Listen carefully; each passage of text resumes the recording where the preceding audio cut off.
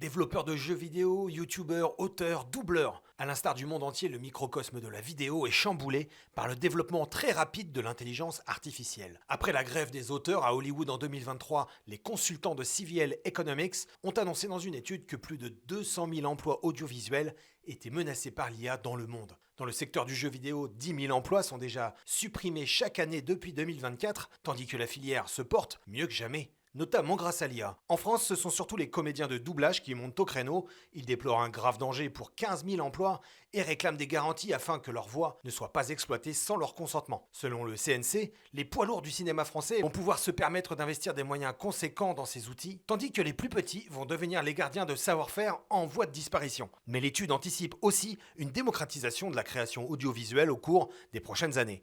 Alors, l'IA va-t-elle remplacer la vidéo? Faut-il s'en méfier? Existe-t-il une façon intelligente de s'en servir? Aujourd'hui, on vous en dit plus sur l'impact de l'intelligence artificielle dans l'audiovisuel. Les Français commencent à connaître son visage, mais longtemps, voilà. ils n'ont connu que sa voix. C'est quand même le plus fort, hein, Son Goku. Tu sais, tu devrais abandonner. Je voudrais pas te faire trop mal. La puce perdait. La puce en colère. Attrape le pouls. La comédienne de doublage Brigitte Lecordier est bien connue pour avoir prêté sa voix aux personnages de Dragon Ball et Dragon Ball Z, mais également des petits animaux sympathiques du podcast Les Bestioles sur France Inter. Mais même elle s'inquiète dorénavant des effets que l'IA va avoir sur son métier et sur la construction du cerveau de son premier public, les enfants. Ça les rendra certainement abrutis, je pense. Hein. Mais en dehors de ça, une IA, elle n'a pas justement cette humanité, ces erreurs qu'ont pu avoir Petit Goku, tous mes personnages qui étaient hyper naïfs, qui grandissaient avec eux. T'as Gohan qui arrive et qui est pas sûr de lui, qui sait pas trop comment il va grandir. Chaque enfant a le droit de s'identifier à ces personnages-là. Je pense qu'on peut pas, quand on est petit, s'identifier à une IA. On peut pas s'identifier à une machine qui nous parle. Quand je fais les petites bestioles sur France Inter, j'imagine la bestiole, comment elle est, comment elle a un grand bec. Alors je vais me mettre ma bouche en avant et du coup je vais pas parler comme pareil. Et puis il voit pas très bien, alors je vais avoir du mal. Et tout ça, ça construit un personnage en fait. Et c'est une industrie artisanale. Il y a plein de petits métiers. Il y a la calligraphie, les ingénieurs du son, il y a les auteurs, il y a les traducteurs, il y a les comédiens, il y a les studios. Il y a les producteurs. C'est une fourmilière, notre métier. C'est 15 000 emplois, l'air de rien. Le doublage génère quand même 1 milliard de chiffre d'affaires par an. Donc qu'est-ce qu'on va toucher? Une industrie qui fonctionne très bien. Au célèbre studio Scopitone, où Brigitte Lecordier enregistre ce matin-là, les ingénieurs et producteurs semblent perplexes au sujet de l'IA. Alors la comédienne vient mettre son petit grain de sel. Si on légifère pas assez vite, tous les petits studios comme les vôtres risquent de disparaître aussi. Tout le monde est touché quand même par ce truc. On peut dire on s'en fout, mais on s'en fout pas tant que ça, voilà.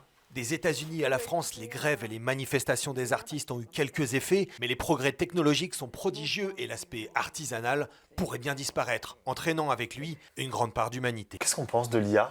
Alors, on peut lui demander, comme tu sais, des images loufoques ou bien très réalistes. Le cinéma s'en sert aussi pour remplacer des comédiens. Mais qu'est-ce qu'en pensent les Français? Qu'est-ce que pensent les Français de l'intelligence artificielle? Leur réponse au micro d'Antoine Boitel.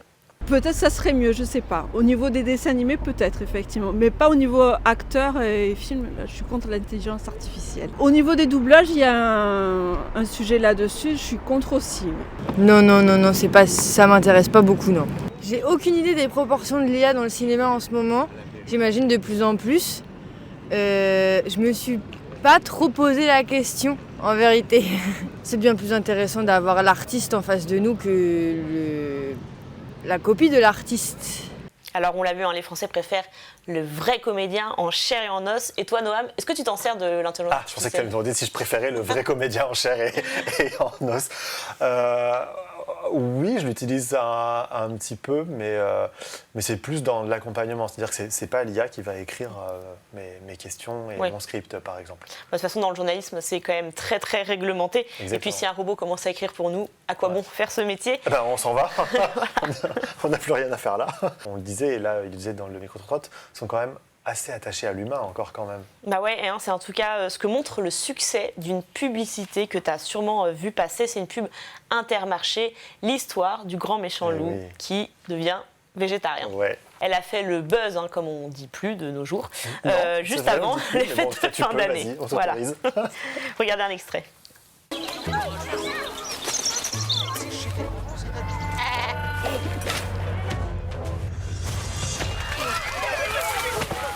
Eh ben, sympa. Elle a fait des millions et des millions de vues. Elle a même passé le milliard fin 2025, cette pub. Et les gens apprécient la technique aussi qui a été utilisée. C'est en tout cas ce qui ressort des commentaires qu'on peut voir sur Internet. Hein. Ils sont très enthousiastes. Je vous en lis quelques-uns. Merci d'avoir utilisé des artistes humains plutôt que des trucs générés par l'IA. C'est tellement rafraîchissant. Un autre, je l'ai regardé plusieurs fois juste pour apprécier le savoir-faire. Quand on compare à ce qui a été fait aujourd'hui, les progrès sont énormes. À l'époque, ces artistes britanniques, pour faire ça, ils ne l'ont pas fait eux-mêmes. Ils ont dû faire appel à une start-up spécialisée qui avait du personnel formé, du matériel. C'est un acteur qui double Mark Zuckerberg. Donc, il y a un vrai travail technique assez lourd. Ça leur a pris du temps pour monter ça.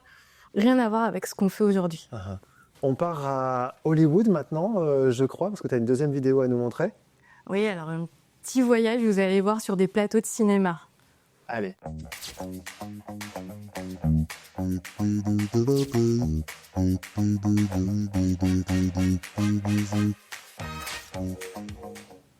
Bon alors, là aussi, il y a des petits indices qui me font dire que c'est de l'IA, mais en revanche, la qualité est quand même incroyable. J'ai presque l'impression que c'est vraiment quelqu'un qui se balade. Ouais, c'est bien de l'intelligence artificielle, mais la qualité est bluffante. Ça n'a rien à voir avec ce qui se faisait en 2019 ou ces dernières années. En fait, ça, a été créé avec le dernier outil d'intelligence artificielle de Google. Et la qualité est vraiment bluffante. On voit que les transitions sont plutôt fluides, c'est plus pixelisé. Les petits défauts qu'il y avait avant sur les anciennes vidéos d'IA, c'est-à-dire des arrière-plans un peu flous, des personnages pas toujours super bien définis, des visages qui avaient des petits éléments qui clochaient, ou parfois on avait des mains avec 6 doigts, des choses comme ça. Vrai. Ici, quasiment pas. Et d'ailleurs, même si vous arrêtez, si vous faites un arrêt sur image, si vous faites juste une capture d'écran du monsieur quand il prend un selfie avec un des acteurs, on pourrait peut-être croire que c'est un monsieur qui rencontre son idole. Voilà. Ouais. Après, la question qui se pose, c'est nous, en tant que spectateurs ou en tant que consommateurs de ces applications, comment on peut faire Alors, elles ont conscience du problème, ces réseaux sociaux, ils en ont conscience. Donc, ils ont mis en place des garde-fous.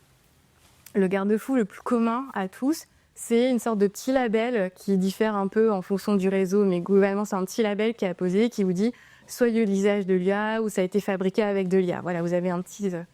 Et ça repose un peu sur la bonne volonté des créateurs, des gens qui mettent en ligne ces vidéos. Ouais. Quand vous mettez en ligne une vidéo, par exemple sur TikTok, c'est à vous de cocher la petite case, de dire voilà, pour YouTube, c'est pareil, j'ai utilisé l'IA en partie ou pour toute ma vidéo.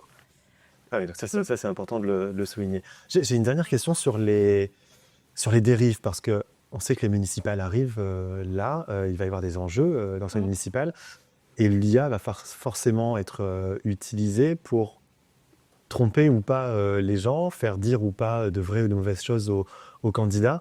Quelles sont les dérives auxquelles il faut faire attention ? Un des risques, ça peut être par exemple une personnalité, un candidat ou un maire qui se représente, qui sort une vidéo compromettante sur lui. C'est que sa ligne de défense, ça va être de dire c'est l'IA, alors que la vidéo est authentique. Donc là, tout le travail de journalistique, de vérification, bien sûr, doit s'enclencher, quel que soit le cas de toute façon. On a eu un exemple assez récemment. Au mois de mai, le couple Macron s'est rendu en visite au Vietnam. Et juste à la sortie de l'avion, ils ont été filmés, Emmanuel Macron donnant une petite visite comme ça sur le visage à Brigitte Macron. La séquence tout de suite explosée sur les réseaux sociaux. Et l'Élysée, très rapidement, un peu peut-être pris de court, a réagi en disant « c'est une fabrication, ces images sont des faux ».